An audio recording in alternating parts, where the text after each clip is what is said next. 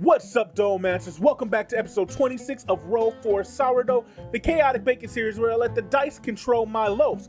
And we are almost to the season 1 finale at episode 30, so that means leave the craziest, the wildest, the most delicious loaf ideas you can think of in the comments. And on episode 30, I am going to roll for one of them and make it so you can be a part of the series. But let's get into it and see what the dice have in store for us today. And we roll a 10 wild magic. So as always, this bread can get crazy later on, but let's get into the seasonings and see what kind of base this bread is going to have. And we roll a 19 for sage. This is the first time sage has been used in the bread. I love it in my stuffing on Thanksgiving. And then we have a 16 for curry powder. And I think these two can work together. They're both very earthy, powerful flavors, but hopefully they combine into something great.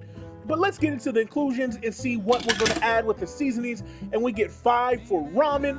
Again, a first time on the bread. I'm excited to see how it's going to work out. It could be crazy. And then we get marshmallows again. Marshmallows have been a staple in too many breads. It gives a huge sweet pocket in the middle. But here we go with the ramen. This is how I make my ramen. I put seasoning in with my ramen. So there we go. We're putting in the curry powder. It took me a while to get it out. It did not want to come out. Then we got the sage. And then here we go. I put the ramen in. I put the seasoning packet in. I had to open it with my mouth because I was using the camera with one hand. But here we go. And now it's boiled. And we get the appropriate amount of water we need to put into the dough, because we're going to use the seasoned water. So here we go. There is my starter. It is back alive. I'm excited for it. Here we go. We're going to put in about 125 to 130 grams of starter, and then we put in the seasoned water plus the other water I need. About 230 is what I go for, 220, 230. And then I got the pre-measured flour. It's about 330, give or take. And then we're going to put some more seasoning in just in case the seasoning kind of failed us there.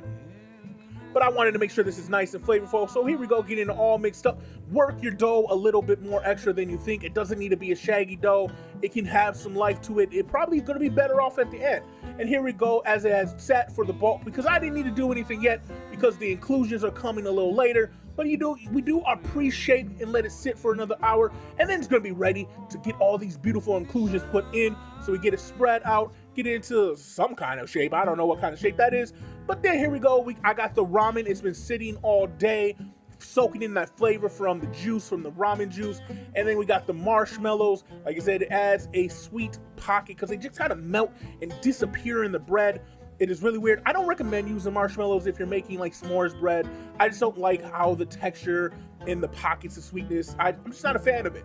But I got as much ramen, as much marshmallows as I could in there. And the dough is looking good. It smells sagey and curry.